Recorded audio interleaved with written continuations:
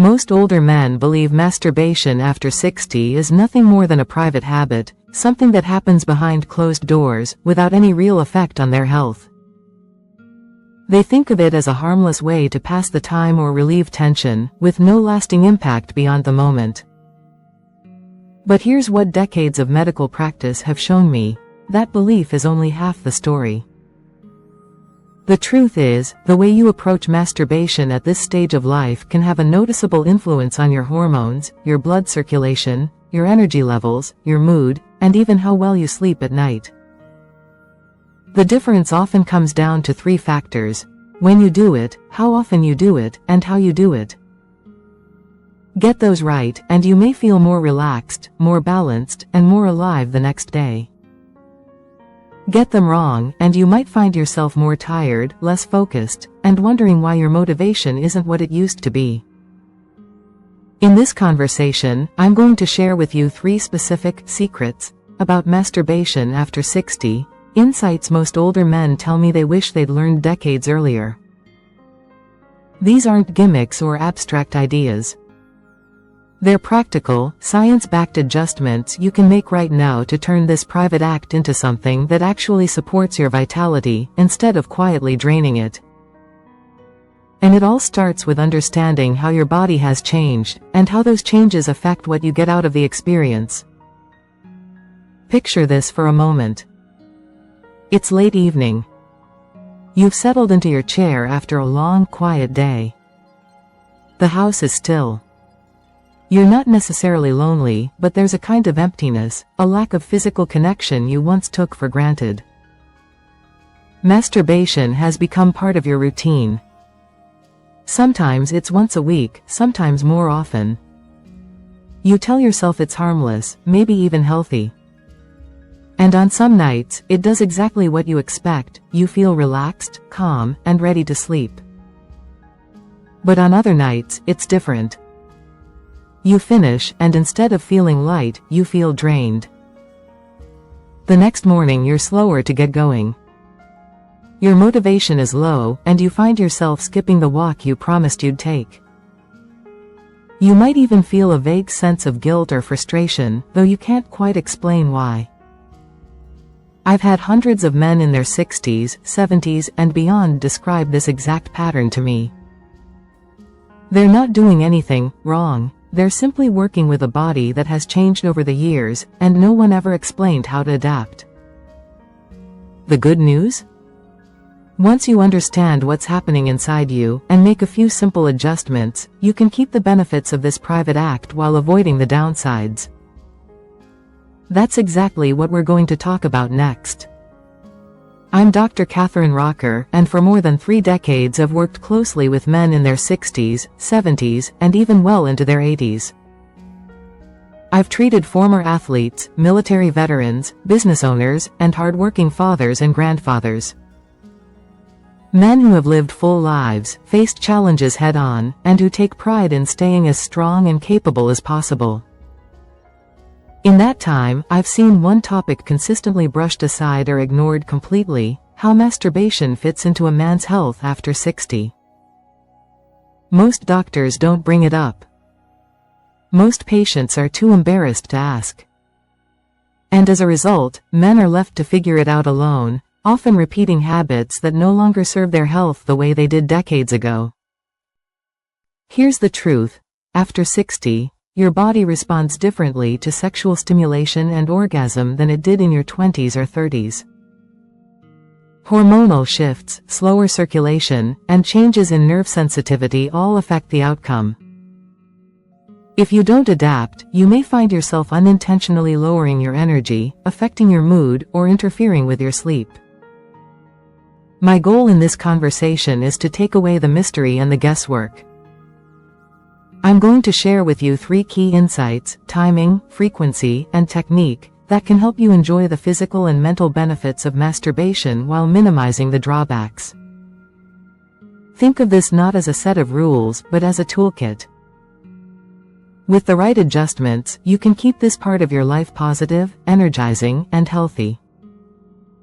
By the time a man reaches his 60s, his body has gone through decades of subtle changes that most people never talk about openly. Some of these changes are natural and expected, but they have a real impact on how you respond to sexual stimulation and orgasm. First, testosterone production is lower than it was in your younger years. This hormone fuels not only sexual desire but also muscle strength, recovery, and overall energy. When levels are lower, your body may take longer to bounce back after any kind of sexual release. Second, circulation has slowed slightly. Blood doesn't move to and from the pelvic area as quickly, which can make arousal slower to build and recovery time longer. The vascular system, the plumbing, is still functional, but it requires more care to keep it working well. Third, nerve sensitivity changes with age. For some men, certain areas become more sensitive, for others, less so. This can affect the intensity of pleasure, the duration of arousal, and even how satisfying the release feels afterward. I often tell my patients to think of their bodies like a classic car. A well-maintained car from the 1960s can still run beautifully, but you wouldn't drive it the same way you drive a brand new sports car. You respect its strengths, you understand its limits, and you treat it with more thoughtful maintenance. The same principle applies here. Masturbation can still be pleasurable, healthy, and beneficial, but how you approach it should reflect the body you have now, not the one you had at 25. That's where the 3 key secrets come in: timing, frequency, and technique. The first one is about when you choose to do it, and how that timing can make or break your energy for the next day. One of my patients, Bill, age 66, had a habit he never really questioned. If he felt stressed or restless in the morning, he would take care of himself before starting the day. For years, it was part of his routine, until he started noticing something. By mid-morning, his motivation dropped. Tasks he normally enjoyed felt like a chore, and his afternoon energy was almost gone. When we talked about it, I explained that masturbation activates your parasympathetic nervous system, the rest and relax mode. That's wonderful if you're winding down for the night, but not so helpful if you need focus, stamina, and alertness in the hours ahead.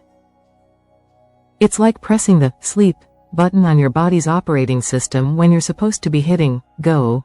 We ran an experiment. For 2 weeks, Bill switched the timing to late evening, about an hour before bed. The difference was immediate. He slept more deeply, woke up with more energy, and found his mornings far more productive. The takeaway? Think of timing as a tool. If you need to stay sharp and active, avoid doing it early in the day. If you want to relax, sleep better, or release tension before bed, that's when the benefits can really shine. And while timing is important, it's only one part of the equation. The second secret is about frequency, and getting it wrong can quietly drain more than just your energy. Another patient of mine, Mark, was 70 and in generally good health. He walked daily, ate well, and stayed socially active. But he told me, "Doc, I feel like I'm running out of steam. My mornings are slow, my workouts feel weaker, and I just don't have the same drive I used to." As we talked, he admitted he had gotten into the habit of masturbating every day, sometimes twice.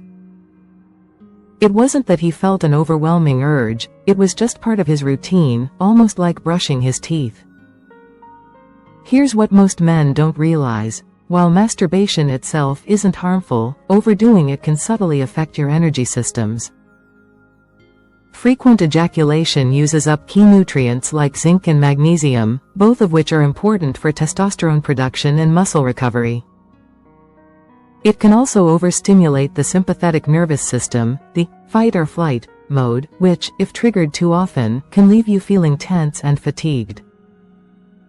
For Mark, we reduced his frequency to 2 or 3 times a week and made sure those sessions were spaced out. Within a month, his morning energy improved, his workouts felt stronger, and he noticed he was more engaged in conversations and activities. The key here is balance. There's no one-size-fits-all number, but you should feel more energized after, not depleted. If you consistently feel drained or less motivated the next day, that's a sign you may need to give your body more recovery time. And speaking of recovery, the way you approach the act itself can determine how quickly your body bounces back, which brings us to the third secret. Then there's Tom, age 68.